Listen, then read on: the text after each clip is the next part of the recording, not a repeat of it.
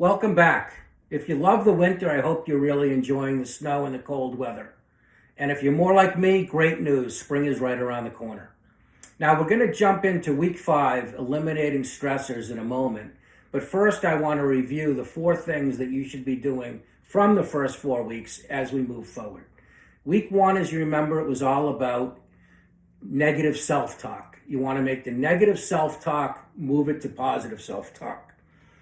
Number 2, it's about movement. 10 minutes of movement a day. You're feeling good, you're getting going, you're getting the blood going, you're getting the oxygen moving so you can break right through the rest of the program.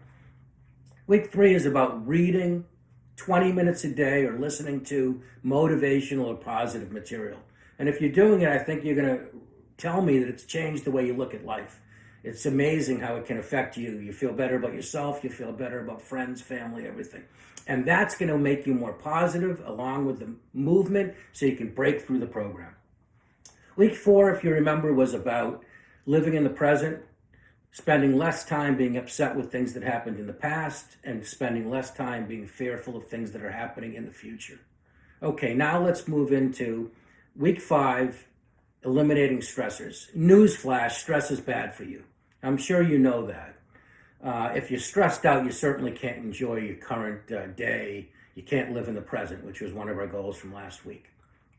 Also, long-term, stress is bad for your health. It oftentimes comes with depression, anxiety, high blood pressure, and insomnia. So our goal today is to find the 1 or 2 things that you have to do at least 1 time per month that you really hate doing, that just gets your blood pressure boiling when you have to do it. And we ask ourselves the following question: do we really have to do it? If we have to do it, can we do it differently? And if we can't do it differently, can we look at it differently so it isn't as painful? So let me give you an example. Let's say you're someone who absolutely hates it every time you have to pay your bills.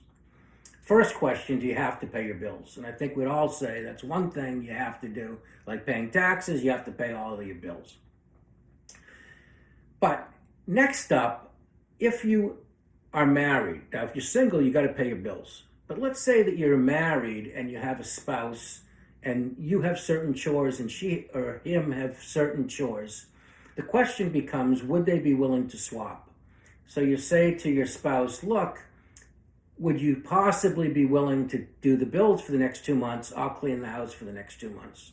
And your spouse says, no way, Jose. We made an agreement. The day we got married, you pay the bills, I clean the house. There's no way that I am going to swap with you. So now you know you have to do it. Can you do it differently? Now, I know I'm a very anal person. So when I used to pay the bills, it was painful because if a bill came in on a Monday, I would pay that bill Monday night. I couldn't have anything hanging over my head. I'm lucky now because my wife pays the bills. But let's say that you hate paying the bills and you're like me. As soon as the bill comes in, you pay it. So if you have 8 bills a month, you're actually having 8 nights when you pay the bills that are bothering you. I want to challenge you for the next month to do it on a weekly basis. Take all the bills for the week, pay it on a Saturday.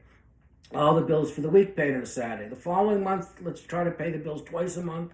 And eventually, let's get to once a month like many people do it. So, a way to do it differently. Let's take another example. Let's say you are the person in the house who cleans the house, and you clean the house twice a month, and you absolutely hate it. You're so sick of cleaning the house. And you say to your spouse, would you be willing to swap? And they say, no way, Jose, I won't swap. But you say to yourself, is there any other way that I could possibly get out of cleaning the house? And you realize that your sister doesn't clean the house because she has a little bit more money than you.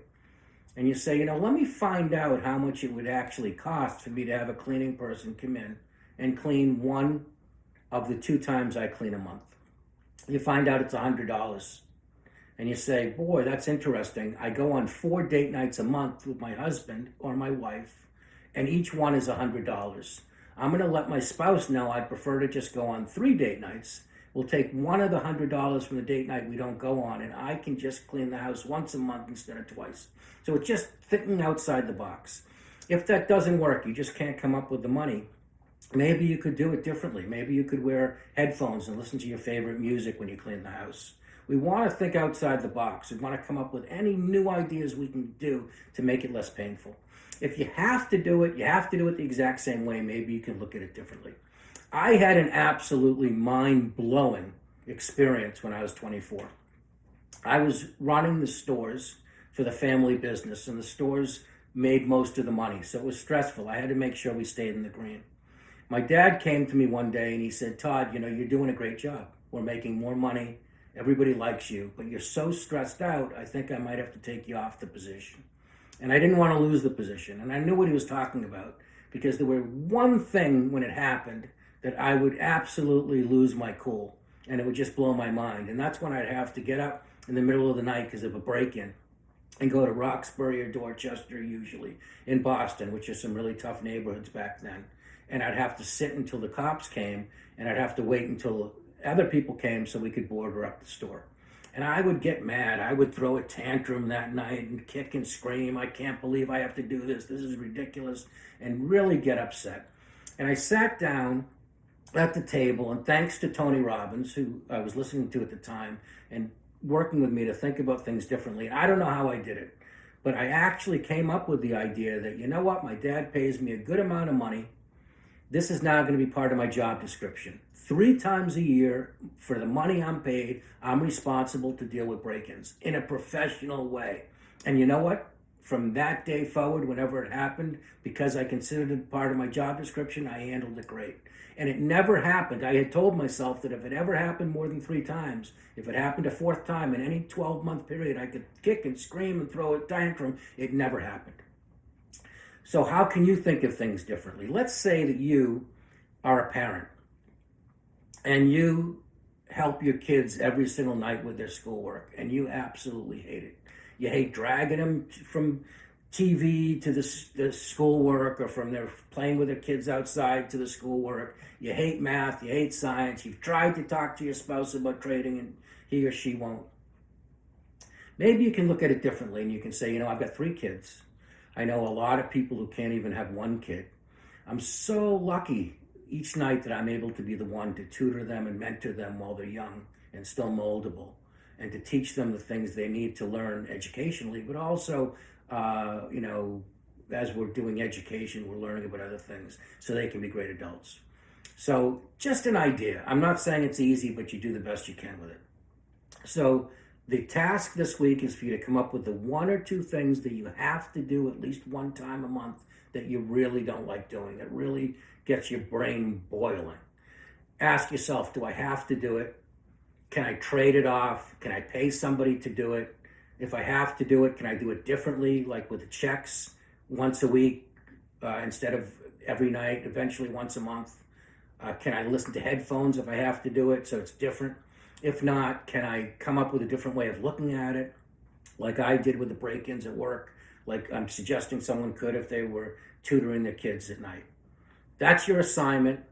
I will see you next Tuesday when we go over week 6 and we focus on playing to your strengths. Thanks so much.